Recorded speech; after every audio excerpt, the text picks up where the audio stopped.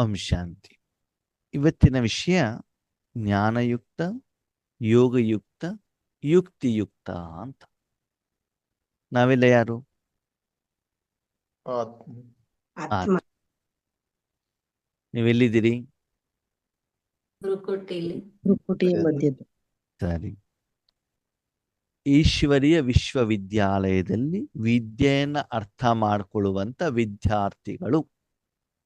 ಸರಿ, ಭಗವಂತ ಯಾವ ವಿದ್ಯೆಯನ್ನ ಕೊಡ್ತಾರೆ? ಜ್ಞಾನ ವಿದ್ಯೆ. ರಾಜಯೋಗದ ಆಮೇಲೆ ಜ್ಞಾನ ವಿದ್ಯೆ. ಜ್ಞಾನನೇ ವಿದ್ಯೆ. ವಿದ್ಯೆಗೆ ಜ್ಞಾನ ಅಂತ ಹೇಳ್ತಾರೆ ಅಲ್ವಾ? ಯಾವ ಶಿಕ್ಷಣವನ್ನ ಕೊಡ್ತಾರೆ? ಇಂಜಿನಿಯರಿಂಗ್ ಆಗೋದಾ, ಡಾಕ್ಟರ್ ಆಗೋದು? ದೇವತಾ ಪದವಿಜ್ಞಾನ. ಆಮೇಲೆ ಪವಿತ್ರ ಗೃಹಸ್ಥಾಶ್ರಮ ಧರ್ಮ. ಪವಿತ್ರ ಗೃಹಸ್ಥಾಶ್ರಮ ಧರ್ಮ ಕಲಿಸ್ಕೊಡ್ತಾರೆ. ಪತಿತರಿಂದ ಪಾವನವಾಗುವ ಅಲ್ವಾ? ಭಗವಂತ ಏನು ಕಲಿಸ್ಕೊಡ್ತಾರೆ ಅಂತಂದ್ರೆ ಜೀವನ ನಡೆಸುವ ಕಲೆ. ನೀನು ಮಾಡುವಂತ ಪ್ರತಿಯೊಂದು ಕರ್ಮ ಯಥಾರ್ಥವಾಗಿ, ವಿಧಿವತ್ತವಾಗಿ, ಸಫಲತಾಪೂರ್ವಕವಾಗಿ ಕರ್ಮ ಆಗಿ ಆ ಕರ್ಮದ ಫಲ ನಿನಗೆ ಸಹಿತ ಎಲ್ಲರಿಗೂ ಕೂಡ ಒಳ್ಳೆಯದು ಆಗಬೇಕು. ನಾನು ಆತ್ಮ ತಾನೆ, ಕರ್ಮ ಮಾಡೋ ನಾನ್ ತಾನೆ. ಆ ಕರ್ಮದ ಫಲ ನನಗೆ ಇಷ್ಟವಾಗ್ಬೇಕಲ್ವಾ? ನನಗೆ ಸುಖ ಕೊಡ್ಬೇಕಲ್ವಾ? ನಾನು ಆನಂದವಾಗಿರ್ಬೇಕಲ್ವಾ? ಅದಕ್ಕೆ ತಾನೇ ನಾನು ಪಾತ್ರ ಮಾಡ್ತಾ ಇರೋದು, ಅದಕ್ಕೆ ತಾನೇ ನಾನು ಜೀವನವನ್ನ ಮಾಡ್ತಾ ಇರೋದು. ಅದು ನನಗೆ ಆಗ್ತಾ ಇಲ್ದಿರೋ ಒಂದು ಕಾರಣದಿಂದ ದೇವರೇ ಭಗವಂತ ಅಂತ ಬಿಟ್ಟು ನಾವು ಹೇಳ್ತಾ ಇರುವಂತದ್ದು, ಅವನ ತಗ್ಬಿಟ್ಟು ಕೇಳ್ತಾ ಇರೋದು ಅಲ್ವಾ? ಶಾರೀರಿಕವಾಗಿ ಜೀವನ ನಡೆಸ್ಬೇಕಾದ್ರೆ ಯಾವಾಗ ನಮ್ಗೆ ಕಾಯಿಲೆಗಳು ಬರ್ತಾವೋ ಆವಾಗ್ಲೇ ನಾವ್ ಯಾರ ಹತ್ರ ಓಡ್ತೀವಿ? ಡಾಕ್ಟರ್ ಹತ್ರ. ಅಲ್ವಾ? ಎಲ್ಲ ಕರೆಕ್ಟ್ ಆಗಿದೆ, ನಾವು ಡಾಕ್ಟರ್ ಯಾಕೆ ಹೋಗ್ತೀವಿ? ಡಾಕ್ಟರ್ ತಿಳಿಸ್ತಾರೆ, ನೀವೇನ್ ತಿಂದಿರೋದಕ್ಕೆ ಆರೋಗ್ಯ ಹಾಳಾಗಿದೆ, ಏನು ಮೆಡಿಸಿನ್ ತಗೊಳ್ಬೇಕು, ಏನು ಪಥ್ಯವನ್ನ ಮಾಡಬೇಕು, ಹೀಗಿರ್ಬೇಕು ತಿಳಿಸ್ತಾರಲ್ವಾ? ಹಾಗೇನೆ ಭಗವಂತ ನಮ್ಗೆ ಏನ್ ತಿಳಿಸ್ಕೊಡ್ತಾರೆ ಅಂತಂದ್ರೆ, ಮಕ್ಕಳೇ ಈ ಜೀವನವನ್ನು ಹೀಗೆ ಮಾಡಬೇಕು. ನಾನ್ಯಾರು? ಆತ್ಮ. ಆತ್ಮ. ಕರ್ಮ ಮಾಡೋದು ಯಾರು? ಆತ್ಮನ. ಕರ್ಮ ಹೇಗ್ ಮಾಡುತ್ತೆ? ಕರ್ಮೇಂದ್ರಿಯಗಳ ಮೂಲಕ. ಕರ್ಮೇಂದ್ರಿಯಗಳು ಯಾವ್ಯಾವುದು? ಕೈ, ಕಾಲು, ಕಣ್ಣು, ಮೂಗು, ಬಾಯಿ. ತನು, ಮನ, ಧನ, ಜನ. ಯಾವುದು? ತನು, ಮನ, ಧನ, ಜನ. ಹಾಗಿದ್ರೆ ಜ್ಞಾನಯುಕ್ತ ಅಂತಂದ್ರೆ ಏನು? ನಾನು ಆತ್ಮ ಕರ್ಮ ಮಾಡ್ತಾ ಇರೋದು. ಯಾರು ಕರ್ಮ ಮಾಡ್ತಾ ಇರೋದು? ಆತ್ಮ. ನಾನು ಚೈತನ್ಯ ಶಕ್ತಿ, ನಿರ್ಬಂಧನ. ಈ ಪ್ರಪಂಚದಲ್ಲಿ ನಂದೇನು ಇಲ್ಲ. ಭ್ರಕುಟಿ ಸಿಂಹಾಸನದ ಮೇಲೆ ಕೂತ್ಕೊಳ್ಬೇಕು.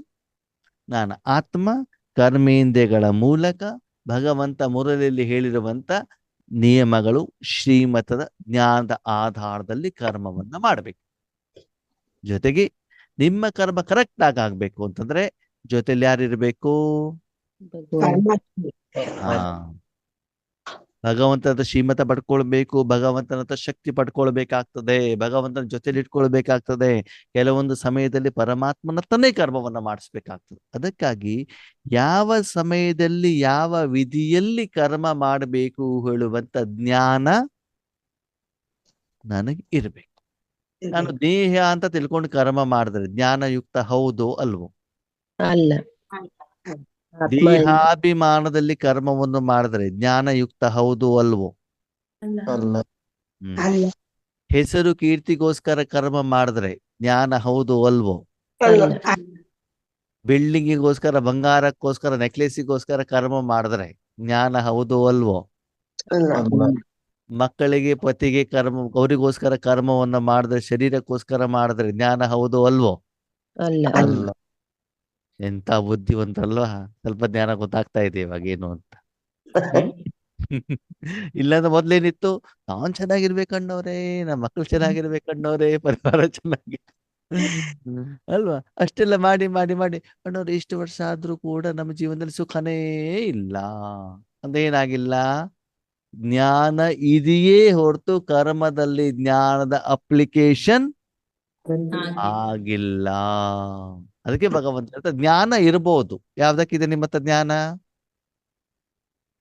ನಿಮ್ಮ ಹತ್ರ ಜ್ಞಾನ ಯಾಕಿದೆ? ನಿಮ್ಮ ಹತ್ರ ಜ್ಞಾನ ಯಾಕಿದೆ? ಜೀವನ ಮಾಡ್ಲಿಕ್ಕೆ. ಬೇರೆಯವ್ರಿಗೆ ಹೇಳ್ಲಿಕ್ಕೆ. ಹಂಗ್ ಯೋಗ ಮಾಡಿ ಯೋಗ ಮಾಡಿ ಅದು ಬೇರೆಯವ್ರಿಗೆ ಹೇಳ್ಲಿಕ್ಕೆ ನಮ್ಮ ಹತ್ರ ಜ್ಞಾನ ಇದೆ. ಬೇರೆಯವ್ರಿಗೆ ಹೇಳ್ಲಿಕ್ಕೆ ತುಂಬಾ ನಿಸ್ಸೀಮರು. ಅದು ಹಿಂಗ ಮಾಡಿದ್ರಿ, ನೀವು ಹಿಂಗ ಮಾಡಿದ್ರಿ, ಹಂಗ ಮಾಡಬಾರ್ದಿತ್ತು, ಹಿಂಗ್ ಮಾಡಬಾರ್ದಿತ್ತು ಅಂತ ಬಿಟ್ಟು ಬೇರೆಯವ್ರಿಗೆ ಜ್ಞಾನವನ್ನ ಹೇಳಲಿಕ್ಕೆ ನಾವು ತುಂಬಾ ಬುದ್ಧಿವಂತರು. ಆದರೆ ನಾನು ವೈಯಕ್ತಿಕವಾಗಿ ನನ್ನ ಪ್ರತಿಯೊಂದು ಕರ್ಮವನ್ನು ಮಾಡಬೇಕಾದ್ರೆ ಭಗವಂತ ಹೇಳ್ತಾ ಇರುವಂತ ರೀತಿಯಲ್ಲಿ ಜ್ಞಾನಯುಕ್ತನಾಗಿ ಭಗವಂತನ ಸಪ್ತ ಗುಣಗಳನ್ನ ಅನುಭವ ಮಾಡ್ತಾ ಭಗವಂತ ಹೇಳ್ತಾ ಇರುವಂತ ರೀತಿಯಲ್ಲಿ ಸಮಯದ ಅನುಸಾರದಲ್ಲಿ ಬಾಬಾ ಕೊಡುವಂತ ವಿಧಿಯನ್ನ ಅಪ್ಲೈ ಮಾಡ್ತಾ ನಾನು ಜ್ಞಾನಯುಕ್ತನಾಗಿ ಕರ್ಮವನ್ನು ಮಾಡ್ತಾ ಇದ್ದೇನಾ? ಇವ್ರಿಗೆ ಬೇರೆಯವ್ರ ಜ್ಞಾನ ಹೇಳೋದು ಆಮೇಲಿನ ಪ್ರಶ್ನೆ ಆತ್ಮೀಯರೇ. ಅಟ್ಲೀಸ್ಟ್ ನಿಮ್ಮ ಜೀವನದಲ್ಲಿ ನಿಮ್ಮ ವೈಯಕ್ತಿಕವಾದಂತಹ ಪಾತ್ರವನ್ನ ಮಾಡಬೇಕಾದ್ರೆ ನಾನು ಆತ್ಮಿಕ ಸ್ವರೂಪದಲ್ಲಿದ್ದು ನಿರ್ಮೋಹಿಯಾಗ್ಬಿಟ್ಟು ಯಾವುದೇ ಬಂಧನ ಇಲ್ಲದೆ ಕರ್ಮಾತೀತ ಸ್ಥಿತಿಯಲ್ಲಿ ಕರ್ಮವನ್ನು ಮಾಡ್ತಾ ಪ್ರತಿಯೊಂದು ಕರ್ಮದ ಫಲದ ಅನುಭವ ಸುಖ ಇಷ್ಟಪೂರ್ವಕವಾಗಿ ನನಗೆ ಆಗ್ತಾ ಇದೆಯಾ, ನನ್ನ ಜೀವನವನ್ನ ನಾನು ಎಂಜಾಯ್ ಮಾಡ್ತಾ ಇದ್ದೀನ ಅಂತ ಯಾರು ಚೆಕ್ ಮಾಡ್ಕೊಳ್ಬೇಕು? ನಾನೇ ಚೆಕ್ ಮಾಡಿ. ಅದು ಜ್ಞಾನಯುಕ್ತವಾಗಿ ಇದ್ದರೆ ಮಾತ್ರ ಕರ್ಮ ಸರಿ ಆಗ್ತದೆ. ಸರಿ ಬಾರಿ ಜ್ಞಾನ ಇದ್ರೆ ಆಗೋದಿಲ್ಲ. ನನ್ನ ಆತ್ಮ ನನ್ನ ತನುಮನಧನ ಕರ್ಮೇಂದ್ರಿಯ ಇದ್ದಾವೆ, ಬರೀ ಇದ್ರೆ ಆಗೋದಿಲ್ಲ. ಕರ್ಮ ಸಫಲ ಆಗ್ಲಿಕ್ಕೆ ಜೊತೆಲಿ ಯಾರಿರ್ಬೇಕು? ಭಲೆ ಭಗವಂತ ಅಂತ ಹೇಳ್ಬಿಟ್ಟು ಮಾಡಿರಬಹುದು, ಶ್ರೀಮತವನ್ನೂ ತೆಗೆದುಕೊಂಡಿರ್ಬೋದು. ಆದ ಕರ್ಮ ಮಾಡುವಂತ ಸಮಯದಲ್ಲೂ ಭಗವಂತನ ಶಕ್ತಿ ಬೇಕು. ಶಕ್ತಿ ಪ್ರವಾಹ ಆಗ್ತಾ ಇರ್ಬೇಕಾಗ್ತದೆ. ಅವಾಗ ಭಗವಂತದ ಜೊತೆಗೆ ಮನಸ್ಸು ಬುದ್ಧಿ ಏನಾಗಿರ್ಬೇಕು? ಯಾವಾಗ? ಕರ್ಮ ಮಾಡುವಾಗ, ಕರ್ಮದ ಮೊದಲು, ಕರ್ಮದ ಸಮಯದಲ್ಲೂ, ಕರ್ಮದ ಫಲ ಬಂದಾಗಲೂ. ಕರ್ಮ ಹೇಗ್ ಮಾಡ್ಬೇಕು? ಬಾಬಾ ಕರ್ಮ ಮಾಡ್ಬೇಕನ್ನ ಜೊತೆಲಿರು ಬಾಬಾ.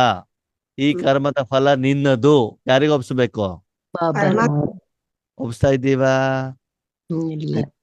ಚೆಕ್ ಮಾಡ್ಕೊ. ಯಾವಾಗ ಅದು ಆಗೋದಿಲ್ವೋ ಆ ಕಾರಣದಿಂದ ನಿಮ್ಮ ಕರ್ಮದಲ್ಲಿ ನೀವು ನಿರೀಕ್ಷಿತ ಮಾಡಿರುವಷ್ಟು ಕರ್ಮದ ಫಲ ನಿಮಗೆ ಸಿಗೋದಿಲ್ಲ. ಡ್ರೈವಿಂಗ್ ಮಾಡೋದು ಹೇಗೆ ಅಂತ ಗೊತ್ತಿಲ್ಲ, ರೂಟ್ ಗೊತ್ತಿಲ್ಲ, ಅವಾಗ ಏನಾಗ್ತದೆ? ಆಕ್ಸಿಡೆಂಟ್ ಆಗ್ತದೆ. ಆವಾಗ ಆ ಒಂದು ಪ್ರವಾಸ ನಿಮ್ಗೆ ಖುಷಿ ಕೊಡೋದಿಲ್ಲ. ಮಧ್ಯೆ ಮಧ್ಯೆ ಹುಡುಕ್ತಾ ಇರಬೇಕಾಗ್ತದೆ. ಮಧ್ಯದಲ್ಲಿ ನಿಮ್ಮ ಪ್ರವಾಸ ನಿಂತು ಬಿಡ್ತದೆ. ಯಾಕಂದ್ರೆ ಹೇಗೆ ಡ್ರೈವಿಂಗ್ ಮಾಡ್ಬೇಕು ಅಂತ ಗೊತ್ತಿಲ್ಲ, ರೂಟ್ ಗೊತ್ತಿಲ್ಲ, ಎಷ್ಟು ಟೈಮಲ್ಲಿ ಹೋಗಿ ತಲುಪಬೇಕು ಅಂತ ಗೊತ್ತಿಲ್ಲ, ಏನು ಗುರಿ ಇಲ್ಲ, ಉದ್ದೇಶ ಇಲ್ಲ, ಏನೂ ಇಲ್ಲ. ಅದಕ್ಕಾಗಿ ಆತ್ಮೀಯರೇ, ಭಗವಂತ ಹೇಳ್ತಾ ಇರುವಂತ ಆಧಾರದಲ್ಲಿ, ಜ್ಞಾನದ ಆಧಾರದಲ್ಲಿ ಕರ್ಮ ಮಾಡ್ತಾ ಇದ್ದೀರಾ? ನಮ್ಮ ಅಪ್ಪ ಹೇಳಿದ್ರು, ಅಜ್ಜ ಹೇಳಿದ್ರು, ವೇದದಲ್ಲಿ ಹೇಳಿದ್ರು, ಪುರಾಣದಲ್ಲಿ ಹೇಳಿದ್ರು, ಅದಲ್ಲ. ಯಾವುದು? ಪರಮಾತ್ಮ ತಂದೆ ಏನ್ ಹೇಳಿದ್ರು. ಇನ್ನು ಕೆಲವೊಂದ್ಸಲ ಏನಾಗುತ್ತೆ ಗೊತ್ತಾ ಆತ್ಮೀಯರೇ, ನಾವು ಪರಮಾತ್ಮ ಹೇಳಿದಾಗೆ ನಾವು ಮಾಡ್ತಾ ಇದ್ದೀವಿ ಅಂತ ನಮ್ಗೆ ಅನಿಸ್ತಾ ಇರ್ತದೆ, ಆದ್ರೆ ವಾಸ್ತವಿಕವಾಗಿ ಹಾಗಿರೋದಿಲ್ಲ. ಅದಕ್ಕಾಗಿ ಫಲವನ್ನ ನೋಡಿದಾಗ ನಿಮ್ಗೆ ಗೊತ್ತಾಗ್ತದೆ. ಫಲ ನಿಮ್ಗೆ ನಿರೀಕ್ಷಿತ ಮಟ್ಟದ ಬಂದಿಲ್ಲ ಅಂತಂದ್ರೆ ಎಲ್ಲೋ ಜ್ಞಾನದಲ್ಲಿ, ಯೋಗದಲ್ಲಿ ಏನಾಗಿದೆ? ಕೊರತೆ, ಮಿಸ್ಟೇಕ್ ಆಗಿದೆ. ಜ್ಞಾನ ಇದ್ರೂ ಕೂಡ ಅಪ್ಲಿಕೇಶನ್ ಮಾಡೋದ್ರಲ್ಲಿ ಎಲ್ಲೋ ಏನಾಗಿದೆ? ತಪ್ಪಾಗಿದೆ. ಹೇಳೋದನ್ನ ನೀವು ಅರ್ಥ ಮಾಡ್ಕೊಳ್ಬೇಕು. ಯಾವುದರ ಆಧಾರದಲ್ಲಿ? ದಿನದಲ್ಲಿ ನಾನು ಮಾಡುವಂತ ಕರ್ಮದ ಫಲ ನನಗೆ ಟೆನ್ಷನ್ ಬರ್ತಾ ಇದೆ, ಚಿಂತೆ ಬರ್ತಾ ಇದೆ, ಜಗಳಗಳು, ಭಿನ್ನಾಭಿಪ್ರಾಯಗಳು, ಗಲಾಟೆಗಳು, ಡಿಫ್ರೆನ್ಸ್ ಆಫ್ ಒಪಿನಿಯನ್ಗಳು ಬರ್ತಾ ಇದ್ದಾವೆ ಅಂತಂದ್ರೆ ಏನರ್ಥ? ಈಶ್ವರಿಯ ಜ್ಞಾನವನ್ನ, ಈಶ್ವರಿಯ ಯೋಗವನ್ನ ನಿತ್ಯ ಜೀವನದಲ್ಲಿ ನಾನು ಧಾರಣೆ ಇಲ್ಲ ನೋಡ್ರಿ. ನಾನ್ ಸರಿ ಇದ್ದೇನೆ, ಸೆಂಟರ್ ಟೀಚರ್ ಧಾರಣೆ ಮಾಡ್ತಾ ಇಲ್ಲ, ಪಕ್ಕದ ಮನೆಯವ್ರು ಮಾಡ್ತಾ ಇಲ್ಲ. ಓಕೆ, ಜ್ಞಾನ ಯಾರಿಗೆ ಧಾರಣೆ ಮಾಡ್ಲಿಕ್ಕೆ ಬಾಬಾ ಹೇಳಿರೋದು? ನಮಗೆ ನಾವು ಮಾಡ್ಕೋಬೇಕು. ನನಗೆ. ನಾನು ಮಾಡಿದ್ರೆ ಅದನ್ನ ಚೆಕ್ ಮಾಡಿ. ತುಂಬಾ ಸಿಹಿಯಾಗಿರುವಂತ ಚಹಾ ನಿಮ್ಗೆ ಇಷ್ಟವಾಗಿರಬಹುದು, ಇನ್ನೊಬ್ರಿಗೆ ಇಷ್ಟ ಆಗ್ಬೇಕು ಅಂತ ಏನಿಲ್ವಲ್ಲ. ಇನ್ನೊಬ್ರು ಯಾರು ಶುಗರ್ಲೆಸ್ ಕುಡಿತಾರೆ, ನಿಮ್ಗೆ ಇಷ್ಟ ಆಗೋದು ಇನ್ನೊಬ್ರಿಗೆ ಆಗ್ಬೇಕು ಅಂತ ಏನಿಲ್ವಲ್ಲ. ಅವ್ರವ್ರ ಇಷ್ಟ ಅದು. ಅದಕ್ಕೆ ನಿಮ್ಮ ವೈಯಕ್ತಿಕ ಜೀವನವನ್ನ ನೋಡ್ಕೊಳ್ಳಿ. ಅಲ್ಲ ನೀವ್ ಹೇಗಿದ್ದೀರಿ ಅಂತೇಳ್ಬಿಟ್ಟು ಅದು ಹೆಚ್ಚು ಕಡಿಮೆ ಆಗ್ತಾ ಇದೆ ಅಂತಂದ್ರೆ ಯಾರನ್ನ ಚೆಕ್ ಮಾಡ್ಕೊಳ್ಬೇಕು? ಸ್ವದರ್ಶನ್, ಸ್ವಚಿಂತನ್, ಸ್ವ ಅವಲೋಕನ್, ಸ್ವಪರಿವರ್ತನ್. ಪರಚಿಂತನ್ ಅಂತ ಹೇಳಿದಾರ ಬಾಬಾ? ಇಲ್ಲ ಇಲ್ಲ ಪರಪರಿವರ್ತನ್ ಅಂತ ಹೇಳಿದಾರ? ಇಲ್ಲ ಇಲ್ಲ ಪರದರ್ಶನ ಅಂತ ಹೇಳಿದಾರ? ಇಲ್ಲ ಇಲ್ಲ ಬೇರೆಯವ್ರಿಗೆ ಜ್ಞಾನ ಕೊಡಿ ಅಂತ ಹೇಳಿದಾರ? ಇಲ್ಲ. ಇಲ್ಲ ಯಾರಿಗ್ ಜ್ಞಾನ ಕೊಡಿ ಅಂತ ಹೇಳಿದಾರೆ? ನನಗೆ ನಾನು ನಿನಗೆ ನೀನು ಹೇಳಿರುವಂತ ಜ್ಞಾನವನ್ನ ನಿತ್ಯ ಕರ್ಮದಲ್ಲಿ ಮೊದಲು ಅಳವಡಿಕೆಯನ್ನ ಮಾಡು. ನಾವು ಕೆಲವೊಂದ್ಸಲ ಈಶ್ವರ ಜ್ಞಾನವನ್ನು ತುಂಬಾ ಚೆನ್ನಾಗಿ ಭಾಷಣದಲ್ಲಿ ಮಾಡ್ಬಿಡ್ತೀವಿ. ಅದು ನಮ್ಮ ಜೀವನದಲ್ಲಿ ನಾನು ಕಾರ್ಯಗತ ಮಾಡಲ್ಲ ಅಂತಂದ್ರೆ ಆತ್ಮೀಯರೇ, ನಮ್ಮ ಜೀವನ ಸುಖಮಯವಾಗೋದಿಲ್ಲ. ಹೌದು. ನೀವು ನಿಮ್ಮ ಜೀವನದಲ್ಲಿ ಧಾರಣೆ ಮಾಡದೆ ನೀವು ಸೇವೆ ಮಾಡ್ಬೇಕಾದ ಅವಶ್ಯಕತೆನೇ ಇಲ್ಲ. ತನ್ನಿಂತಾನೆ ಸೇವೆ ಆಗ್ತಾ ಇರ್ತದೆ. ನಾನು ತುಂಬಾ ಭಾಷಣ ಮಾಡ್ತಾರೆ, ಜನ ಚಪ್ಪಾಳೆ ಹೊಡಿತಾರೆ, ಆಮೇಲೆ ಕೆಳಗಡೆ ಬಂದ್ಬಿಟ್ಟು ಸಿಟ್ಟು ಮಾಡ್ಕೊಳ್ತೇನೆ, ಹೊಟ್ಟೆಲೆಲ್ಲ ಏನಾಗ್ತದೆ, ಭಯ ಬರ್ತದೆ, ಹೆದರಿಕೆ ಆಗ್ತದೆ ಅಂತ ಜೀವನ ತಗೊಂಡು ಏನ್ ಮಾಡ್ತೀರಿ ಹೇಳಿ ನೋಡೋಣ. ಈಗ ಹೇಳಿ, ಜ್ಞಾನ ಬೇರೆಯವ್ರಿಗೆ ಹೇಳ್ಬೇಕು, ನಮ್ಮ ಜೀವನದಲ್ಲಿ ಅಳವಡಿಕೆ ಮಾಡ್ಬೇಕು. ನಮ್ಮ ಜೀವನದಲ್ಲಿ ಅಳವಡಿಕೆ ಮಾಡ್ಬೇಕು. ಹೇಳ್ತಾರೆ ಜ್ಞಾನಯುಕ್ತ. ಯಾವ ಸಮಯದಲ್ಲಿ ಯಾವ ಜ್ಞಾನವನ್ನ ಯಾವ ರೀತಿ ನಾನು ಸ್ವೀಕಾರ ಮಾಡಬೇಕು. ಸರಿ, ಈಗ ನಾನು ಈಶ್ವರಿ ಜ್ಞಾನ ಕೇಳ್ತಾ ಇದ್ದೇನೆ, ಆಗ ನನ್ನ ಸ್ಥಿತಿ ಏನಿಗಿರ್ಬೇಕು? ಶಾಂತವಾಗಿ ವಿದ್ಯಾರ್ಥಿ. ನಾನು ಜ್ಞಾನ ಕೇಳ್ತಾ ಇದ್ದೇನೆ ತಾನೆ, ಯಾರ ಹತ್ರ ಕೇಳ್ತಾ ಇದ್ದೇನೆ? ಭಗವಂತನ ಗುರು ಹತ್ರ. ಶಿಕ್ಷಕನ ಹತ್ರ. ಅವಾಗ ನನ್ನ ಪಾತ್ರ ಏನು? ವಿದ್ಯಾರ್ಥಿ. ವಿದ್ಯಾರ್ಥಿ. Okay. ನೀವು ಜ್ಞಾನ ಹೇಳ್ತಾ ಇದ್ದೀರಿ, ಅವಾಗ ನಿಮ್ ಪಾತ್ರ ಏನು? ಆ ಶಿಕ್ಷಕ ಮಾಸ್ಟರ್ ಶಿಕ್ಷಕ. ನೀವು ಶಿಕ್ಷಕ ಅಲ್ಲ. ಶಿಕ್ಷಕ ಯಾರು? ಮಾಸ್ಟರ್ ಶಿಕ್ಷಕ ಶಿಕ್ಷಕ ಪರಮಾತ್ಮ. ಅವಾಗ ನೀವು ಮಾಸ್ಟರ್ ಶಿಕ್ಷಕ. ಬಾಬಾ ಗುರುಭಾಯಿ ಅಂತ ಹೇಳ್ತಾರೆ. ಆ ಅಧಿಕಾರದಿಂದ, ಆ ಅನುಭವದಿಂದ ನಾವು ಹೇಳ್ಬೇಕು. ಓಕೆ, ನೀವು ಶಿಕ್ಷಣವನ್ನು ಹೇಳ್ಬೇಕಾದ್ರೆ ಬಾಬಾ ಹೇಳಿದ್ರು ಅಂತ ಹೇಳ್ತಾ ಇದ್ದೀರೋ, ಬರೀ ಟ್ರಾನ್ಸ್ಲೇಷನ್ ಮಾಡ್ತಾ ಇದ್ದೀರೋ, ಅವ್ರು ಹೇಳಿದ್ರು ಇವ್ರು ಹೇಳಿದ್ರು ಅಂತ ಹೇಳ್ತಾ ಇದ್ದೀರೋ, ಅಥವಾ ಜ್ಞಾನವನ್ನ ಕೇಳಿ ನಿಮ್ಮ ಜೀವನದಲ್ಲಿ ಅಳವಡಿಕೆ ಮಾಡಿ ಅನುಭವ ಯುಕ್ತರಾಗಿ ಆ ಸಮಯದಲ್ಲಿ ಆ ಸ್ಥಿತಿಯಲ್ಲಿ ಸ್ವರೂಪದಲ್ಲಿ ಸ್ಥಿತರಾಗಿ ಬೇರೆಯವ್ರಿಗೆ ಹೇಳ್ತಾ ಇದ್ದಾರೆ. ಇದನ್ನ ಯಾರು ಚೆಕ್ ಮಾಡ್ಬೇಕು? ಜ್ಞಾನ ಹೇಳ್ಬೇಕಾದ್ರೆ ಭಯ ಭಯ ಭಯ ಗಡ ಗಡ ಗಡ ಗಡ ಆಗ್ತಾ ಇದೆಯಾ? ಇದು ಕಡೆ ಪ್ರಶ್ನೆ ಕೇಳ್ಬಿಟ್ರೆ ಇದನ್ನೆಲ್ಲ ಆದ್ಮೇಲೆ ಚೆಕ್ ಮಾಡ್ಕೊಳ್ಬೇಕಾಗ್ತದೆ. ಆ ಸಮಯದಲ್ಲಿ ನಾನು ಜ್ಞಾನವನ್ನು ಅಪ್ಲಿಕೇಶನ್ ಮಾಡಿದ್ದೇನೆ, ಸರಿ, ಜ್ಞಾನ ಹೇಳೋದು ಬೇಡ, ನಾನು ಅಡಿಗೆ ಮಾಡ್ತಾ ಇದ್ದೇನೆ, ಅವಾಗ ನಮ್ಮ ಸ್ಥಿತಿ ಹೇಗಿರ್ಬೇಕು? ಹೇಗಿರ್ಬೇಕು? ನೀವೇನ್ ಮಾಡ್ತಿದ್ದೀರಿ?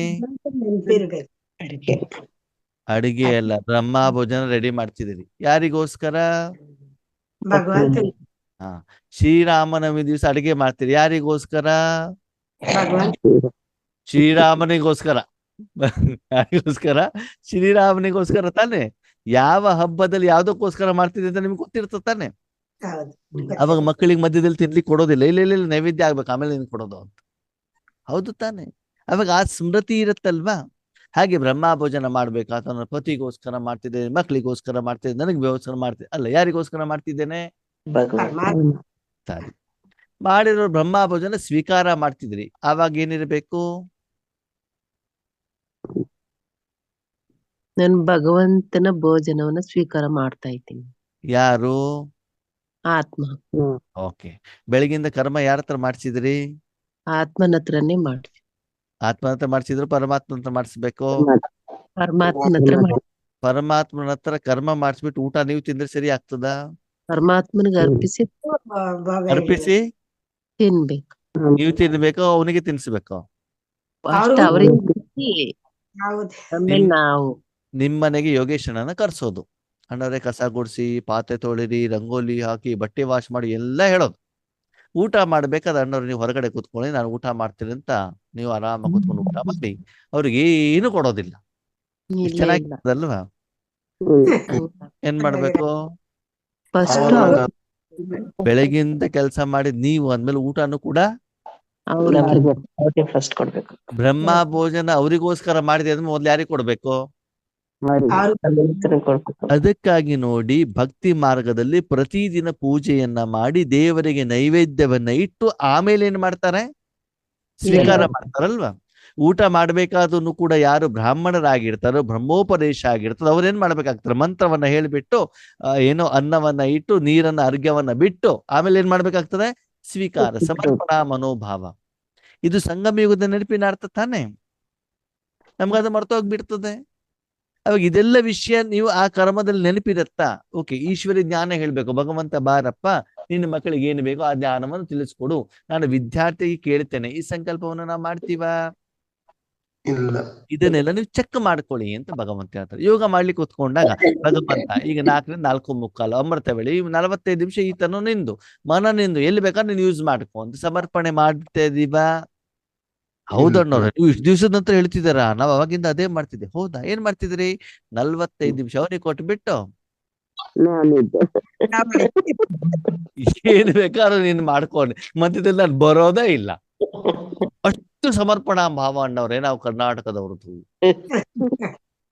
ನಮ್ದು ಸ್ಪೆಷಲ್ ಯೋಗ. ಹೌದಾ, ಏನು ಸ್ಪೆಷಲ್ಲು ಅಣ್ಣವ್ರೆ? ಅವರೆಲ್ಲ ಮನಸ್ಸಿನಿಂದ ಬಾಬಾ ಬಾಬಾ ಅಂತ ಹೇಳಿದ್ರೆ ನಾವು ಶರೀರದಿಂದನೂ ಬಾಬಾ ಆಡ್ತೀವಿ. ಹೌದಾ? ಹೇಗೆ?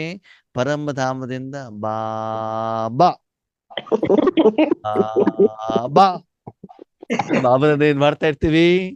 ಮುಖದಿಂದನೂ ಕರೀತಾ ಇರ್ತೀವಿ, ಶರೀರದಿಂದನೂ ಕರೀತಾ ಇರ್ತೀವಿ. ಅದಕ್ಕೆ ಬಾಬಾ ನಮ್ ಜೊತೆಲಿ ಯಾವಾಗ್ಲೂ ಇರ್ತಾನೆ. ನಮ್ಮಲ್ಲಿ ಬಂದ ತಕ್ಷಣ ಬಾಬಾ ನಮ್ಗೆ ಚೆನ್ನಾಗಿ ನಿದ್ದೆ ಬಂದ್ಬಿಡ್ತದೆ. ಯಾಕೆ ಹೇಳಿ? ಬಾಬಾ ನನ್ನ ತನುಮನ ಉಪಯೋಗ ಮಾಡ್ಕೊಳ್ತಿರ್ತಾರಲ್ವಾ, ಅದಕ್ಕಾಗಿ ರಾತ್ರಿ ಮಲ್ಕೊಂಡಾಗ ನಿದ್ದೆ ಬರೋದಿಲ್ಲ. ಯಾವಾಗ ಯೋಗದಲ್ಲಿ ಕುತ್ಕೊಂಡ್ಬಿಡ್ತು ನಿದ್ದೆ ಬಂದ್ಬಿಡ್ತದೆ. ಯಾಕೆ ಹೇಳಿ? ಎಲ್ಲ ಜವಾಬ್ದಾರಿ ತಂದೆಗಲ್ವಾ. ಆತ್ಮೀಯರದು ರಾಜಯೋಗ, ಅದ್ಯಾವ ಯೋಗ? ಯೋಗ. ಅದಕ್ಕಾಗಿ ಬಾಬಾ ಹೇಳ್ತಾರೆ, ಈ ರೀತಿ ನನ್ನ ಮಕ್ಕಳು ಯುಕ್ತಿ ಮಾಡ್ಬಿಡ್ತಾರೆ. ನಮ್ಮ ಕರ್ನಾಟಕದವ್ರು ನಾಟಕ ಮಾಡ್ಲಿಕ್ಕೆ ನಂಬರ್ 1 ಅಂತ ಹೇಳ್ತಾರೆ. ಕರ್ನಾಟಕ ಲೋಕ್ ನಾಟಕ ಕರ್ನೆ ವಾಲೆ. ಓಕೆ, ಅದಕ್ಕಾಗಿ ಬಾಬಾ ಹೇಳ್ತಾರೆ, ಮೊದಲು ಜ್ಞಾನಯುಕ್ತರಾಗ್ಬೇಕು, ಆತ್ಮ ಅಂತ ತಿಳ್ಕೊಳ್ಬೇಕು, ನಿಮ್ಮ ಕಲ್ಯಾಣದ ಬಗ್ಗೆ ಇರಬೇಕು. ನೀವು ಮಾಡುವಂತ ಪ್ರತಿಯೊಂದು ಕರ್ಮದಲ್ಲೂ ಆತ್ಮದ ಉನ್ನತಿ ಆಗ್ಬೇಕು, ಶರೀರದ ಉನ್ನತಿ ಅಲ್ಲ. ಯಾವ್ದ್ರ ಉನ್ನತಿ? ಆತ್ಮದ ಉನ್ನತಿ ಆಗ್ಬೇಕು. ಆ ಕರ್ಮವನ್ನ ಮಾಡ್ಬೇಕಾದ್ರೆ ಸದಾ ಬಾಬನ ಜೊತೆಲಿ ಇಟ್ಕೊಳ್ಳೇಬೇಕು. ನಾನು ಬಾಬನ ಹೇಳಿಬಿಟ್ಟಿದೆ ಅಂತ ಹೇಳುವಂಗಿಲ್ಲ, ಪ್ರತಿ ಕ್ಷಣನೂ ಬಾಬನ ಜೊತೆಲಿ ಇರ್ಬೇಕು. ಓಕೆ, ಜ್ಞಾನಯುಕ್ತ, ಯೋಗಯುಕ್ತ. ಮೂರನೇದು ಯಾವುದು? ಸರಿ, ನೀವ್ ಹೇಳಿರೋದು ಜ್ಞಾನ ಸರಿ, ಯೋಗನೂ ಸರಿ.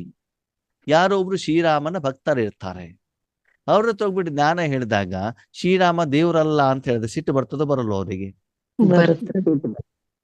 ಶ್ರೀರಾಮ ದೇವ್ರು ಹೌದೋ ಅಲ್ವೋ? ಅಲ್ಲ. ನೀವ್ ಹೇಳ್ತಾ ಇರೋದು ಸತ್ಯ, 100% ಕರೆಕ್ಟ್, ಅದು ನಿಮ್ಗೆ ಗೊತ್ತು. ಹಾಗಂತ ಅವ್ರ ಎದುರುಗಡೆ ಹೋಗ್ಬಿಟ್ಟು ಸತ್ಯ ಹೇಳಲಿಕ್ಕೆ ಆಗತ್ತಾ? ಇಲ್ಲ. ಅವಾಗ ಏನ್ ಮಾಡ್ಬೇಕಾಗ್ತದೆ? ಯುಕ್ತಿಯಿಂದ ಹೇಳಬೇಕಾಗ್ತದೆ. ಅರ್ಥ ಆಯ್ತು? ಸತ್ಯ ಇದ್ರೂನು ಕೂಡ ಸಮಯ ಸಂದರ್ಭವನ್ನ ನೋಡ್ಬಿಟ್ಟು ಹೇಳಬೇಕಾಗ್ತದೆ. ಅದಕ್ಕೆ ಒಂದು ಕಥೆ ಇದೆ. ಒಂದು ದೇಶದಲ್ಲಿ ಒಬ್ಬ ರಾಜನಿಗೆ ಗಂಡ ಮಗ ಹುಡ್ತಾರ. ಹುಟ್ಟಿದಾಗ ಅವನ್ ಜಾತಕ ಮಾಡ್ಬೇಕಲ್ಲ. ಜಾತಕ ಮಾಡ್ಬೇಕಾದ್ರೆ ಆ ಒಂದು ರಾಜ್ಯದ ಪ್ರಸಿದ್ಧವಾದಂತ ಒಬ್ಬ ಪೂಜಾರಿ, ಪಂಡಿತ ಜಾತಕ ಮಾಡೋನ ಕರೆಸಿದಾಗ ಅವನ್ ಜಾತಕ ಮಾಡ್ಬಿಟ್ಟು ಹೇಳ್ತಾನೆ, ರಾಜ ನಿನ್ನ ಆಯುಸ್ಸು ಕಡಿಮೆ ಇದೆ ಅಂತ ಹೇಳ್ತಾನೆ. ಬೇಗ ಸತ್ತೋಗ್ಬಿಡ್ತಾನೆ. ರಾಜನಿಗೆ ಸಿಟ್ಟು ಬಂದ್ಬಿಟ್ಟು ಏನ್ ಮಾಡ್ತಾ ಅವನು ಜೈಲಿಗೆ ಹಾಕ್ಬಿಡ್ತಾನೆ. ಓಕೆನಾ? ಮತ್ ಮರುದಿನ ಹೇಳ್ತಾನೆ, ನನ್ನ ಮಗನ ಜಾತಕವನ್ನ ಮಾಡ್ಬೇಕು ಅಂತ. ಬೇರೆ ಯಾರ್ದು ಮಾಡೋದಿದ್ರೆ ಬನ್ನಿ ಅಂತ. ಯಾರು ಮುಂದೆ ಬರೋದಿಲ್ಲ. ಯಾಕೆ ಹೇಳಿ? ಸತ್ಯ ಹೇಳ್ಬಿಟ್ಟು ಜೈಲಿಗೆ ಹೇಳ್ಬಿಡ್ತಾರೆ. ಸುಳ್ಳು ಹೇಳ್ಬಿಟ್ಟು ನಮ್ಮ ವೃತ್ತಿ ಧರ್ಮಕ್ಕೆ ನಾವು ತಪ್ಪು ಮಾಡ್ದಂಗ ಆಗ್ತದೆ. ಅವಾಗ ಏನಾಗ್ತದೆ, ಆ ಪಂಡಿತನ ಮಗನೂ ಕೂಡ ಪೂಜಾರಿ ಇರ್ತಾನೆ. ಅವನು ಬಂದ್ಬಿಟ್ಟು ಹೇಳ್ತಾನೆ, ನಾನು ಹೇಳ್ತೇನೆ, ಅದು ನನ್ನ ಕಂಡೀಷನ್ ಏನು? ನಾನು ಹೇಳಿದ ನಿನಗೆ ಇಷ್ಟ ಆಗಿದೆ, ನಾನು ಕೇಳಿದ್ದನ್ನು ನೀನು ಕೊಡಬೇಕು. ಸರಿ, ಎಲ್ಲ ಜಾತಕ ರೆಡಿ ಮಾಡ್ಬಿಟ್ಟು ಏನ್ ಹೇಳ್ತಾನೆ ಅಂತಂದ್ರೆ, ರಾಜ ನಿನ್ನ ಮಗನ ಜಾತಕ ಎಷ್ಟು ಚೆನ್ನಾಗಿದೆ ಅಂತಂದ್ರೆ ನಿನ್ನ ಮಗನಿಗಿಂತ ನಿನ್ನ ಆಯುಸ್ಸು ಜಾಸ್ತಿ ಇದೆ ಅಂತ ಹೇಳ್ತಾನೆ. ಏನ್ ಹೇಳ್ತಾರೆ? ನಿನ್ನ ಆಯುಸ್ಸು ಜಾಸ್ತಿ ಇದೆ ಅಂತ ಹೇಳ್ತಾನೆ. ಅವಾಗ ಅವನು ಹೇಳಿದ್ದೇನು?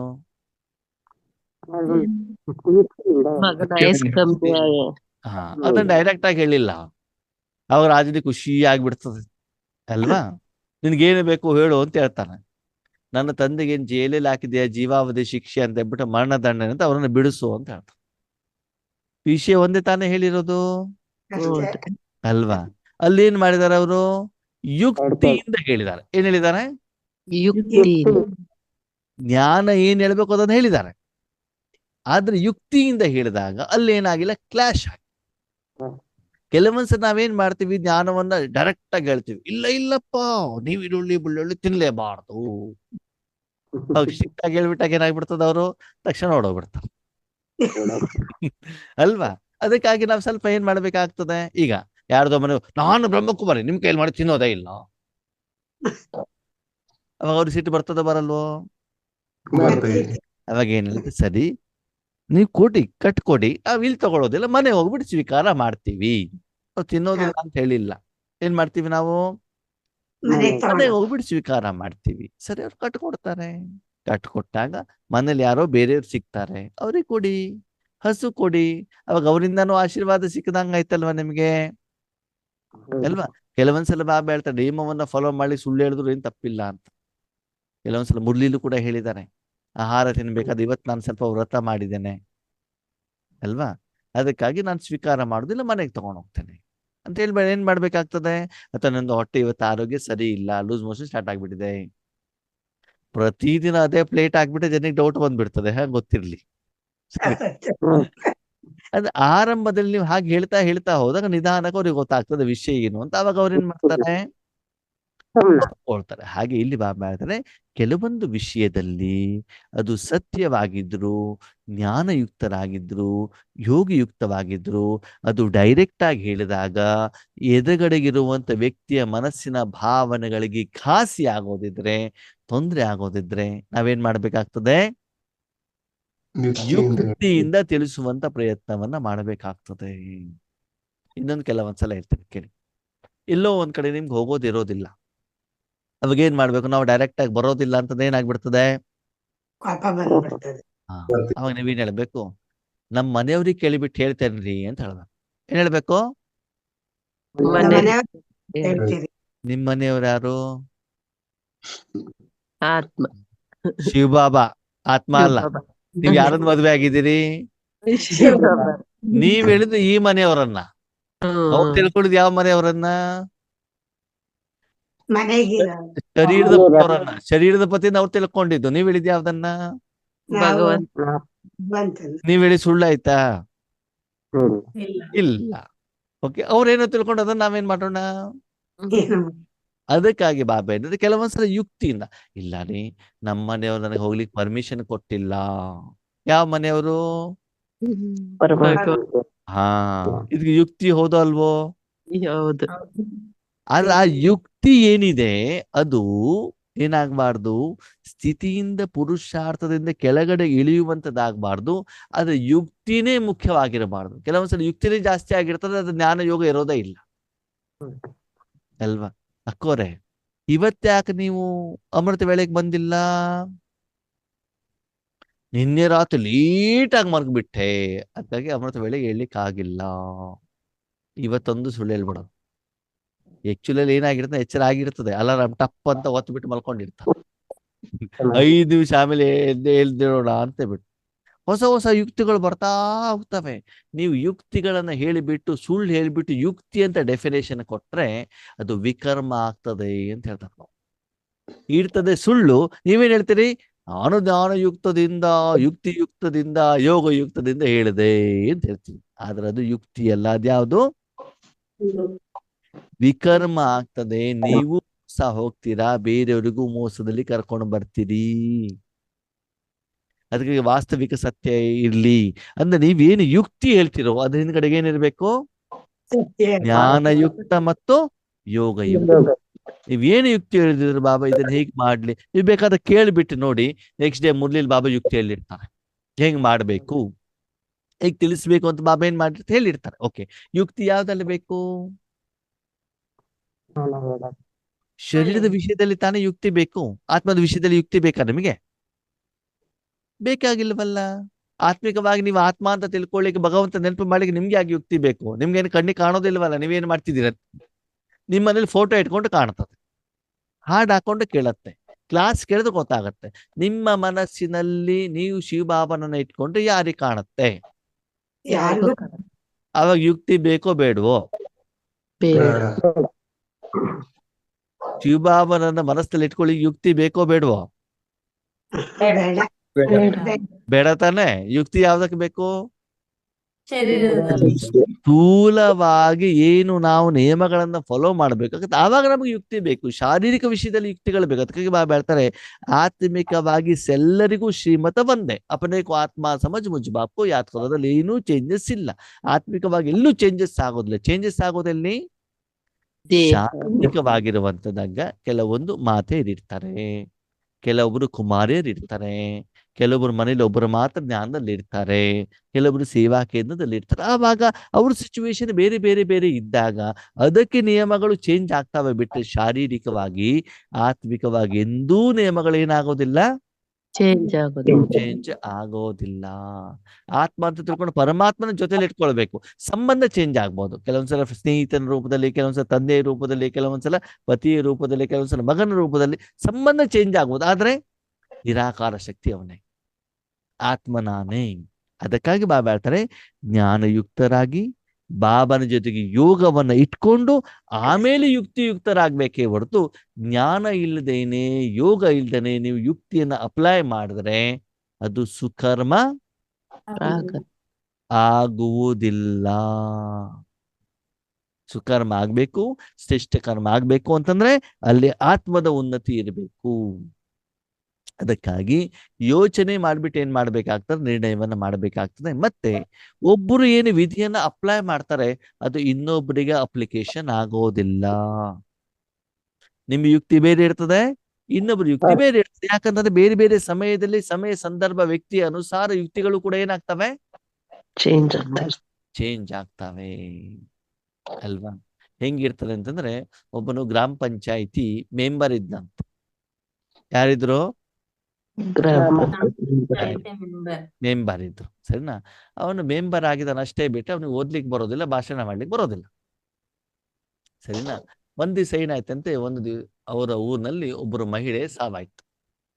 ಅವರ ಮನೆಗೆ ಹೋದ್ರು. ಅಲ್ಲಿ ಮಾತಾಡ್ಬೇಕಲ್ಲ, ಗ್ರಾಮ ಪಂಚಾಯತಿ ಮೆಂಬರ್ ಅಲ್ಲ, ಅವ್ರು PA ಬರ್ಕೊಟ್ರಂತೆ. ಏನಂತ, ಇವರು ಅವ್ರ ಮಕ್ಕಳಿತ್ತಲ್ಲ ಅಲ್ಲಿ, ಇವರಿಗೆ ಮಾತ್ರ ತಾಯಿ ಆಗಿರ್ಲಿಲ್ಲ, ಊರವ್ರಿಗೆ ಎಲ್ಲರಿಗೂ ತಾಯಿ ಆಗಿದ್ರು ಅಂತ ಹೇಳ್ಬಿಟ್ಟು, ಸರಿನಾ. ಅವಾಗ ಎಲ್ಲರೂ ಜೋರಾಗಿ ಚಪ್ಪಾಳೆ ಹೊಡೆದ್ರಂತೆ. ಸರಿ, ಅದಾದ್ಮೇಲೆ ಇನ್ನೊಂದು ಊರಿಗೆ ಹೋದಂತೆ, ಅಲ್ಲಿ ಒಂದು ಮಹಿಳೆಯ ಸಾವಾಗಿದೆ, ಏನ. ಅಲ್ಲಿ ಎದುರುಗಡೆಗೆ ಪತಿ ಇದ್ದಾರೆ. ಇವ್ರೇನ್ ಮಾಡಿದ್ರು, ಬರ್ಕೊಟ್ಟಿದ್ದಲ್ಲ PA, ಸೇಮ್ ಭಾಷಣವನ್ನ ಓದ್ಬಿಟ್ಟು ಅಲ್ಲಿ ತಾಯಿ ಇರುವಲ್ಲಿ ಪತ್ನಿ ಅಂತ ಹಾಕ್ಬಿಟ್ರು.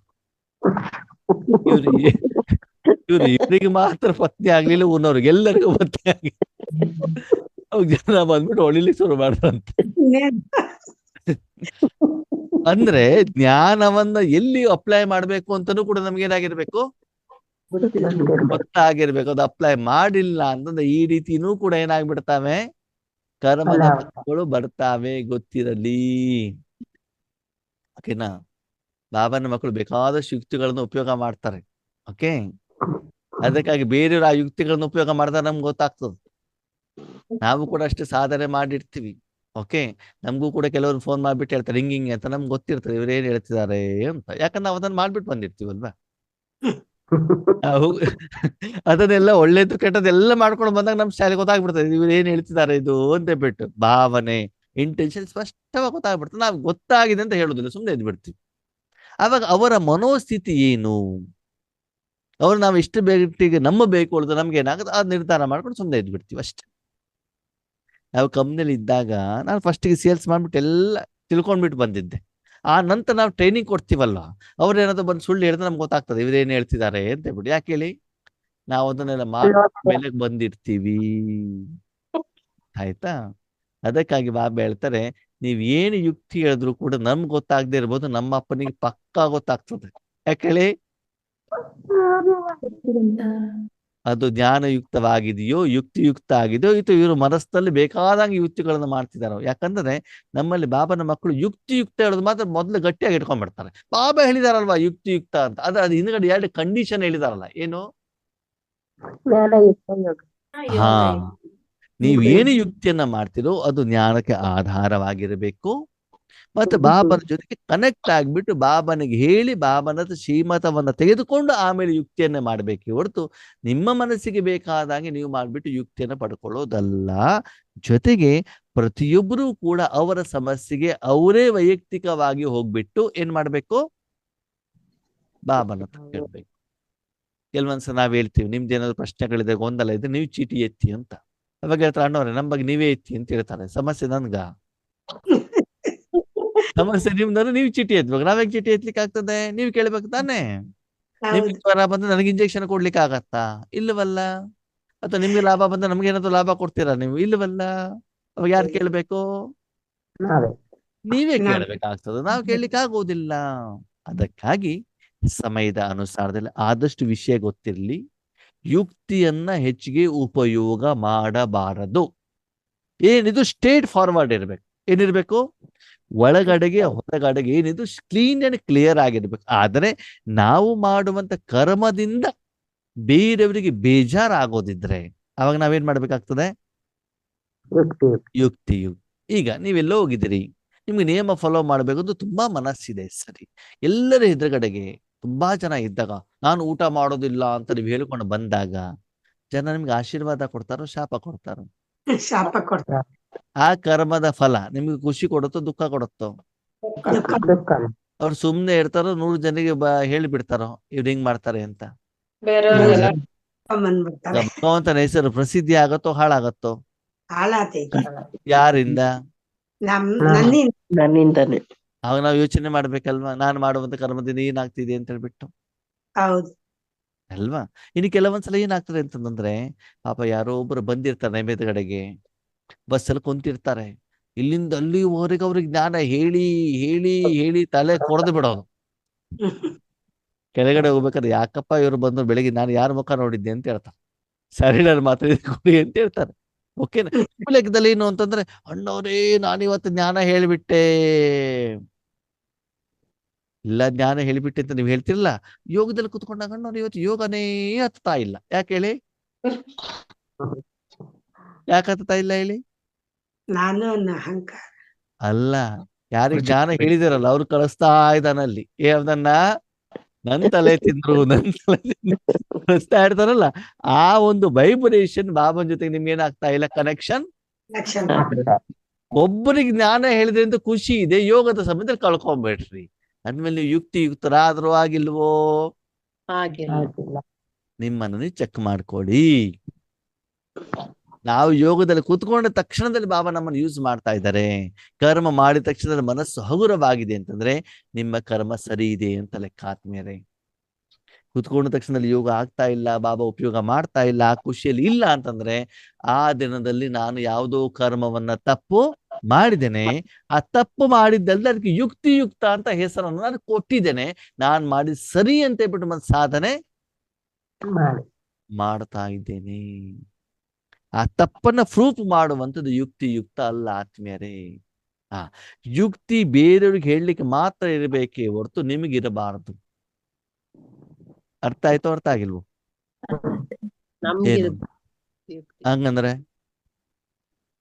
ಹಂಗಂದ್ರೆ ಬಾಬಾ ಮುರ್ಲಿಲಿ ಹೇಳಿರ್ತಾರೆ ಏನಂತ, ಮಲ್ಕೊಂಡ್ಬಿಟ್ಟು ಮುರ್ಲಿ ಕೇಳಬಹುದು. ಯಾರಿಗೆ ಯಾರಿಗೆ? ಪೇಷಂಟ್ಗಳಿಗೆ. ನೀವು ಪೇಷಂಟ್ ಆದಾಗ ಮಲಗಿ ಆದನು ಕೂಡ ಮುರ್ಲಿ ಕೇಳಬೇಕು ಅಂತ ಹೇಳ್ತಾನೆ. ನಾವ್ ಅದನ್ನ ಬಿಟ್ಬಿಡ್ತೀವಿ. ಏನ್ ಹೇಳಿದಾರೆ ಬಾಬಾ? ಮಲ್ಕೊಂಡು ಬೇಕಾದ್ರೆ ಕೇಳ್ಬೋದು ಅಂತ ಮುರ್ಲಿಲಿ ಹೇಳಿದಾರೆ. ನಾವು ಸೆಂಟ್ರಲ್ ಕಣ್ಣು ಮುಚ್ಚಿದ್ರು ಕೂಡ ನೀವು ಕೇಳ್ತಾ ಇದ್ದೀರಿ. ಬಾಬಾ ಶ್ರೀಮತ ಬಾಬಾ ಮುರ್ಲಿಲಿ ಹೇಳಿಲ್ವಾ? ಬಾಬಾ ಹೇಳೋದನ್ನ ಆರೋಗ್ಯ ಸರಿ ಇಲ್ಲ ಅಂದು ಮಲಗಿ ಬಿಟ್ಟೆ ಆದ್ರೂ ಮುರ್ಲಿಯನ್ನು ಕೇಳ್ಬೇಕು, ಮಿಸ್ ಮಾಡಬಾರ್ದು. ಮಲಗಿ ಬಿಟ್ಟೆ ಆದ್ರೂ ಕೂಡ ಏನ್ ಮಾಡ್ಬೇಕು, ರಾಜಯೋಗ ಮಾಡ್ಬೇಕು, ಅಮೃತ ವೇಳೆ ಮಿಸ್ ಮಾಡಬಾರ್ದು. ಯಾವ ಸಮಯದಲ್ಲಿ ಹೇಳಿದಾರಂತ ಅದನ್ನ ನಾವು ತಗೊಳ್ಳೋದಿಲ್ಲ. ನಾವೇನ್ ಮಾಡ್ತೀವಿ, ಬಾಬಾ ಹೇಳಿದಾರಲ್ವಾ, ಅದ್ ನಿಮಗಲ್ಲ, ಅದು ಯಾರಿಗೆ? ಯಾರೇ ಸೀರಿಯಸ್ ಇದ್ದಾರೋ, ಯಾರು ICU ನಲ್ಲಿ ಇದ್ದಾರೋ ಅವ್ರಿಗದು, ನಿಮಗಲ್ಲ ಅದು. ಯಾವ ವಿಷಯವನ್ನ ಯಾವ ಯುಕ್ತಿಯನ್ನ ಯಾವ ಸಮಯದಲ್ಲಿ ಹೇಳಿದ್ದಾರೆ ಹೇಳುದು ನಮ್ಗೇನಿರ್ಬೇಕು? ಸ್ಪಷ್ಟತೆ ಇರಬೇಕಾಗ್ತದೆ. ಒಂದು ವಿಷಯ ಅರ್ಥ ಮಾಡ್ಕೊಳ್ಳಿ, ಈಶ್ವರಿ ಜೀವನದಲ್ಲಿ ಆದ್ಮೇಲೆ ನೀವು ಬೇರೆಯವರಿಗೆ ಈಶ್ವರನ ಪ್ರತ್ಯಕ್ಷತೆ ಪರಿಚಯ ಕೊಡದಿದ್ರೂ ಪರವಾಗಿಲ್ಲ, ನಿಮ್ಮಿಂದ ಭಗವಂತನ ಹೆಸರು ಹಾಳು ಮಾಡುವಂತ ಕೆಲಸವನ್ನ ದಯವಿಟ್ಟು ಮಾಡಬೇಡಿ. ಅದನ್ನ ಮಾಡಿಬಿಟ್ಟು ಯುಕ್ತಿ ಅಂತ ಹೇಳ್ಬಿಟ್ಟು ನಿಮ್ಮನ್ನು ಪ್ರೂಫ್ ಮಾಡ್ಕೊಳ್ಳುವಂತ ಪ್ರಯತ್ನವನ್ನ ಮಾಡಬೇಡಿ. ಉಲ್ಟಾ ಜ್ಞಾನವನ್ನ ತಗೊಳ್ಬೇಡಿ. ಈ ವಿಷಯ ನಿಮ್ಗೆ ಗೊತ್ತಿರಬೇಕು. ಆ ಯುಕ್ತಿ ತಪ್ಪಾಯ್ತು ಅಂತಂದ್ರೆ ಖಂಡಿತವಾಗ್ಲೂ ನಿಮ್ಮ ಮನಸ್ಸು ಆ ದಿನ ಹಗುರ ಆಗಿ ಇರುವುದಿಲ್ಲ.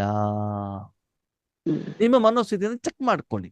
ನೀವು ಖುಷಿಯಾಗಿದ್ದೀರಾ, ಆನಂದವಾಗಿದ್ದೀರಾ, ಸ್ಥಿತಿ ಇಂಪ್ರೂವ್ಮೆಂಟ್ಸ್ ಆಗಿದ್ಯಾ ನೋಡಿ. ಫೈನಲಿ ಏನು, ನಾವು ಮಾಡುವಂತ ಕರ್ಮದಲ್ಲಿ ಒಂದೇ ಆತ್ಮದ ಅಕೌಂಟ್ ಅಲ್ಲಿ ಪ್ಲಸ್ ಆಗತ್ತೆ, ಇಲ್ಲ ಮೈನಸ್ ಆಗುತ್ತೆ. ಪ್ಲಸ್ ಆದ್ರೆ ಏನಾಗತ್ತೆ? ಖುಷಿ ಆಗತ್ತೆ. ಮೈನಸ್ ಆದ್ರೆ ಏನಾಗ್ತದೆ? ಬೇಜಾರಾಗತ್ತೆ. ಆ ದಿನ ನಿಮ್ಮ ಮನೋಸ್ಥಿತಿಯನ್ನು ಸ್ಪೆಷಲಿ ರಾಜಯೋಗದಲ್ಲಿ ಕುತ್ಕೊಂಡಾಗ ಚೆಕ್ ಮಾಡ್ಕೊಳ್ಳಿ.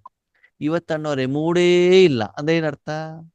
ಬೇಜಾರಾಗಿದೆ, ಆ ದಿನ ಮಾಡುವಂತ ಕರ್ಮದಲ್ಲಿ ಎಲ್ಲೋ ಲೆಕ್ಕಾಚಾರ ಮೈನಸ್ ಆಗಿದೆ. ತಪ್ಪಿದ್ದೀರಿ. ಯಾರು ಚೆಕ್ ಮಾಡ್ಬೇಕು? ನಾನೇ ಮಾಡ್ಬೇಕು. ಅಲ್ವಾ? ಅದಕ್ಕಾಗಿ ನೀವು ಚೆಕ್ ಮಾಡ್ಕೊಳ್ಳೋದ್ರ ಮೂಲಕ ಯುಕ್ತಿ ಅಂತ ಹೆಸರನ್ನ ಇಟ್ಕೊಂಡ್ಬಿಟ್ಟು ವಿಕರ್ಮವನ್ನು ಮಾಡ್ತಾ ಇದ್ದೀರಾ ಅಂತ ನಿಮ್ಮನ್ನ ಚೆಕ್ ಮಾಡ್ಕೊಳ್ಳಿ. ಒಂದು ವೇಳೆ ನಿಮ್ಗೆ ಅದು ಗೊತ್ತಾಗ್ತಾ ಇಲ್ಲ ಅಂದಾಗ ಬಾಬಾ ಹತ್ರ ಯಾರು ಸೀನಿಯರ್ ಇರ್ತಾರೆ, ಯಾರು ಅನುಭವಗಳಿರ್ತಾರೆ, ಅವ್ರ ಹತ್ರ ಕೇಳ್ಕೊಳ್ಳಿ. ಅಣ್ಣವ್ರು ಹಿಂಗಿಂಗ್ ಆಗ್ತಾ ಇದೆ, ಏನ್ ಮಾಡ್ಬೇಕು, ಯಾವ ಸಮಯದಲ್ಲಿ ಯಾವ ಯುಕ್ತಿಯನ್ನು ಅಪ್ಲೈ ಮಾಡ್ಬೇಕು, ಆವಾಗ ಅದರ ಪ್ರಭಾವ ನಮ್ಮ ಮೇಲೆ ಬೀಳೋದಿಲ್ಲ, ನಿಯಮನೂ ಕೂಡ ನಾವು ಫಾಲೋ ಮಾಡಬಹುದು. ಅವರ ಸಹಾಯವನ್ನ ಸಹಯೋಗವನ್ನ ನೀವೇನ್ ಮಾಡ್ಬೇಕಾಗ್ತದೆ? ಪಡ್ಕೊಳ್ಬೇಕಾಗ್ತದೆ. ಅನುಭವ ಇರುವಂಥವ್ರು ಯಥಾರ್ಥವಾಗಿ ತಿಳಿಸುವಂಥವ್ರ ಹತ್ರ ಮಾತ್ರ. ಅವರಿಗೆ ಬೇಕಾದಂಗೆ ಚೇಂಜ್ ಮಾಡ್ಕೊಳ್ಳೋರ ಹತ್ರ ನೀವೇನ್ ಮಾಡುವಂಗಿಲ್ಲ, ಜ್ಞಾನವನ್ನು ಕೇಳುವಂಗಿಲ್ಲ. ಎಲ್ಲದಕ್ಕಿಂತ ಬೆಸ್ಟ್ ಅಂದ್ರೆ ಬಾಬನ ಅಂತ ಹೇಳ್ಬಿಟ್ಟು ಬಾಬನ ಹತ್ರ ಉತ್ತರ ತೆಗೆದುಕೊಳ್ಳುವಂಥದ್ದು ಉತ್ತಮ. ಯಾಕಂದ್ರೆ ನೀವು ಯಾರ ಹತ್ರ ಆ ಸಿಚುವೇಶನ್ ಅನ್ನು ಹೇಳಿರ್ತೀರೋ ಎಲ್ಲ ವಿಷಯವನ್ನ ಕ್ಲೀನ್ ಅಂಡ್ ಕ್ಲಿಯರ್ ಆಗಿರೋದಿಲ್ಲ, ಕೆಲವೊಂದನ್ನು ಸೀಕ್ರೆಟ್ ಇಟ್ಟು ಬಿಟ್ಟಿರ್ತೀರ. ಅವಾಗ ಏನಾಗುತ್ತೆ, ಸರಿಯಾದ ವಿಷಯ ಟ್ರಾನ್ಸ್ಫರ್ ಮಾಡದಿದ್ದಾಗ ಅವರು ಸರಿಯಾಗಿ ನಿಮಗೆ ಉತ್ತರವನ್ನ ಕೊಡ್ಲಿಕ್ಕೆ ಸಾಧ್ಯ ಇರೋದಿಲ್ಲ, ಅಥವಾ ಆ ಸಿಚುವೇಶನ್ ಅವ್ರ ಜೀವನದಲ್ಲಿ ಬಂದಿರೋದಿಲ್ಲ ಆತ್ಮೀಯರೇ, ಅಲ್ವಾ? ಅದಕ್ಕಾಗಿ ಬಾಬಾ ಏನ್ ಹೇಳ್ತಾರೆ, ಎಲ್ಲಾ ವಿಷಯವನ್ನ ಬಾಬನ ಎದುರುಗಡೆಗೆ ನೀವು ಇಟ್ಟಾಗ, ಇನ್ನೊಂದು ವಿಷಯ ಗೊತ್ತಿಲ್ಲ ನಿಮಗೆ, ನಿಮ್ಗೆ ಏನೇ ಸಮಸ್ಯೆ ಇಲ್ಲಿ ಆದ್ಮೇಲೆ ಯಾವುದೇ ಮನುಷ್ಯಾತ್ಮರ ಹತ್ರ ಸೀನಿಯರ್ ಹತ್ರ ಕೇಳೋ ಮೊದಲು ಬಾಬನ ಕೇಳ್ಬಿಟ್ಟು ಆಮೇಲೆ ಅವ್ರ ಹತ್ರ ಕೇಳಿ. ಫಸ್ಟ್ ಯಾರ ಹತ್ರ ಕೇಳ್ಬೇಕು ನೀವು? ಬಾಬಾ ಇದು ಹಿಂಗಿದೆಯಪ್ಪ, ನೀವು ನಿಮಿತ್ತದವರ ಮೂಲಕ ಉತ್ತರವನ್ನ ಕೊಡು. ಬಾಬನಿಗೆ ಆ ವಿಷಯವನ್ನು ಪ್ರಸ್ತಾಪವನ್ನ ಮಾಡಿ. ಕೆಲವೊಂದ್ಸಲ ಬಾಬಾ ಹಾಡಿನ ಮೂಲಕನೋ ಮುರಳಿಯ ಮೂಲಕನೋ ಬೇರೆ ಯಾವುದೋ ಕ್ಲಾಸಿನ ಮೂಲಕ ನಿಮ್ಗೆ ಉತ್ತರವನ್ನ ಕೊಡ್ತಾರೆ. ಅದು ಯಾರಿಗೆ ಕೇಳೋದಿದ್ರು ಮೊದಲು ಟೀಚರಿಗೆ, ಗುರುವಿಗೆ, ಶಿವಬಾಬನಿಗೆ ಕೇಳಿಬಿಟ್ಟೇನೆ ಆಮೇಲೆ ಯಾರನ್ನ ಕೇಳ್ಬೇಕು ನೀವು? ಬೇರೆಯವ್ರನ್ನ ಕೇಳಿದಾಗ ಆವಾಗ ನಿಮ್ಗೆ ಸಮರ್ಪಕವಾದ ಉತ್ತರ ಸಿಗ್ತದೆ. ಮತ್ತು ಬಾಬಾ ಇವ್ರ ಮೂಲಕ ಕೊಡಬೇಕು ಅಂತ ಸಂಕಲ್ಪವನ್ನ ಮಾಡ್ಬಿಟ್ಟು ಬಾಬನಿಗೆ ಒಪ್ಸಿಬಿಟ್ಟು ಕೇಳಿ, ಅವಾಗ ಉತ್ತರ ಸಿಗ್ತದೆ. ಆದ್ರೆ ಆದ್ಮೇಲೆ ಯುಕ್ತಿ ಹೇಳೋದು ಅವಾಗ ಮಾತ್ರ ಇರ್ಬೇಕೇ ಹೊರತು ಯುಕ್ತಿನೇ ಮುಖ್ಯವಾಗಿರಬಾರದು. ಜ್ಞಾನಯುಕ್ತ ಯೋಗಯುಕ್ತ ಸದಾ ಇರಬೇಕು. ಆವಾಗ ಅವಶ್ಯಕತೆ ಇದ್ದರೆ ಮಾತ್ರ ಏನು ಯುಕ್ತಿನೇ ಹೊರತು ಯುಕ್ತಿ ಸದಾ ಕಾಲ ಅಲ್ಲ. ನಿಮಗೆ ತೊಂದರೆ ಆಗದಿದ್ದ ಹಾಗೆ ಅದರ ಪ್ರಭಾವ ನಿಮ್ಮ ಮೇಲೆ ಬೆಳೆದಿದ್ದಾಗ ನೀವು ಯುಕ್ತಿಯನ್ನು ಉಪಯೋಗ ಮಾಡಬೇಕೇ ಹೊರತು ಯುಕ್ತಿನೇ ಫ್ರಂಟ್ ಪೇಜ್ ಅಲ್ಲಿ ಫ್ರಂಟ್ ಲೈನ್ ಅಲ್ಲಿ ಬರಬಾರದು. ಫಸ್ಟ್ ಲೈನ್ ಯಾವುದು? ಜ್ಞಾನ. ಎರಡನೇದು ಸೇಫ್ಟಿ ಯಾವುದು? ಯೋಗ. ಮೂರನೇದಲ್ಲಿ ತೊಂದರೆ ಆಗ್ತಾ ಇದೆ ಅಂತ ನಾನು ಏನ್ ಮಾಡ್ಬೇಕು? ಯುಕ್ತಿಯನ್ನು ಅಪ್ಲೈ ಮಾಡ್ಬೇಕೆ ಹೊರತು ಇಲ್ಲ ಅಂದ್ರೆ ಯುಕ್ತಿಯ ಸುದ್ದಿಗೆ ನಾವು ಹೋಗಬಾರದು. ಜ್ಞಾನವನ್ನೇ ಆಗ್ಲಿ ಯಾವಾಗಲೂ ಡೈರೆಕ್ಟ್ ಆಗಿ ಏನ್ ಮಾಡಬಾರ್ದು, ಹೇಳಬಾರ್ದು. ಅವರ ನಾಡಿಯನ್ನ ನೋಡಿ, ಅವರ ಮನೋಸ್ಥಿತಿಯನ್ನ ನೋಡಿ ಏನಾಗ್ತದೆ ಹೇಳ್ಬೇಕಾಗ್ತದೆ. ಕೆಲವೊಂದ್ಸಲ ಕೆಲವೊಬ್ರು ಹೇಳ್ತಾರೆ, ಅಣ್ಣವ್ರೆ ನೀವು ಆ ದಿನ ಅಲ್ಲಿ ಕ್ಲಾಸ್ ಅಲ್ಲಿ ಹಿಂಗ್ ಹೇಳಿದ್ರಿ, ಇಲ್ಲಿ ನೀವು ಹಿಂಗ್ ಹೇಳ್ತಿದ್ದೀರಾ. ಹೌದು, ಅವರವರ ಮನೋಸ್ಥಿತಿ ನೋಡ್ಬಿಟ್ಟು ನಾವ್ ಹೇಳ್ಬೇಕಲ್ವಾ? ಹೊಸದಾಗಿ ಬಂದವ್ರಿಗೆ ಡೈರೆಕ್ಟ್ ನಿಯಮಗಳನ್ನ ಹೇಳ್ಬಿಟ್ರೆ ಅವ್ರು ಇರ್ತಾರ ಬಾಬನ ಮನೆಯಲ್ಲಿ? ಇಲ್ಲ. ನಾವು ಅವ್ರಿಗೆ ಏನ್ ಹೇಳ್ತೀವಿ, ಅದೆಲ್ಲ ಪಕ್ಕದಲ್ಲಿ ಇಡ್ರಿ, ನೀವು ಮೊದಲು ಜ್ಞಾನ ಯೋಗ ಮಾಡಿ, ಭಗವಂತನ ಸುಖದ ಅನುಭವ ಮಾಡಿ, ಉಳಿದಿದ್ದೀರ ಆಮೇಲೆ ನೋಡ್ಕೊಳ್ಳೋಣ. ನೀವು ಬೇರೆದೆಲ್ಲ ಚಿಂತೆ ಮಾಡ್ಬೇಡಿ. ನೀವು ಭಗವಂತನ ಅರ್ಥ ಮಾಡ್ಕೊಳ್ಳಿ ಮೊದಲು, ನಿಮ್ ಸಮಸ್ಯೆ ಪರಿಹಾರ ಮಾಡ್ಕೊಳ್ಳಿ, ಶಾಂತಿ ಸುಖದ ಅನುಭವ ಮಾಡಿ ಮೊದಲು, ಆಮೇಲೆ ಉಳಿದಿದ್ದನ್ನ ನೋಡ್ಕೊಳ್ಳೋಣ ಅಂತ ಹೇಳ್ತೀವಿ ನಾವು. ಓಕೆ, ಅದೇ ಸೀನಿಯರ್ ಇದ್ದವ್ರಿಗೆ ನಾವ್ ಹೆಂಗ್ ಹೇಳ್ಬಿಟ್ರೆ ಏನಾಗ್ತದೆ ಅವಾಗ, ಅಲ್ವಾ? ಚಿಕ್ಕ ಮಕ್ಕಳು ತಪ್ಪನ್ನ ಮಾಡ್ತಾರೆ, ಅವಾಗ ನಾವು ಕ್ಷಮಿಸ್ತೇವೆ, ಕ್ಷಮಿಸಲ್ವೋ? ದೊಡ್ಡವ್ರು ತಪ್ಪು ಮಾಡಿದರೆ ಅಲ್ವಾ? ಹಾಗೇನೆ ಬೇರೆಯವರಿಗೆ ಬೇರೆ ಬೇರೆ ವಿಧಿ ಇರ್ತದೆ. ಅದಕ್ಕೆ ಯಾವ ಸಮಯದಲ್ಲಿ ಯುಕ್ತಿಯನ್ನು ಉಪಯೋಗ ಮಾಡ್ಕೊಳ್ಬೇಕು, ಯಾವ ವಿಷಯದಲ್ಲಿ, ಯಾವ ಸಮಯದಲ್ಲಿ, ಯಾರ ಎದುರುಗಡೆಗೆ, ಯಾವ ರೂಪದಲ್ಲಿ ಯುಕ್ತಿಯನ್ನು ಉಪಯೋಗ ಮಾಡಬೇಕು ಹೇಳುವಂತ ಜ್ಞಾನನೂ ಕೂಡ, ಪರಿಜ್ಞಾನನೂ ಕೂಡ, ಶಿಕ್ಷಣನೂ ಕೂಡ, ಅರಿವು ಕೂಡ, ಅನುಭವನೂ ಕೂಡ ನಮ್ಮ ಜೊತೆಯಲ್ಲಿ ಇರ್ಬೇಕು. ಇರಬೇಕಾಗ್ತದೆ. ಇದಕ್ಕೆ ಬಾಬಾ ಹೇಳ್ತಾರೆ ಜ್ಞಾನಯುಕ್ತ, ಯೋಗಯುಕ್ತ, ಯುಕ್ತಿಯುಕ್ತವಾಗಿ ಕರ್ಮವನ್ನು ಮಾಡಿದಾಗ ನಿಮ್ಮ ಕರ್ಮ ಏನಾಗ್ತದೆ, ಯಥಾರ್ಥವಾಗ್ತದೆ, ಸಫಲತೆ ಆಗ್ತದೆ, ಆ ಜೀವನ ನಿಮ್ಗೆ ಖುಷಿಯನ್ನ ಕೊಡುತ್ತೆ. ಓಕೆ, ಓಂ ಶಾಂತಿ. ಶಾಂತಿ.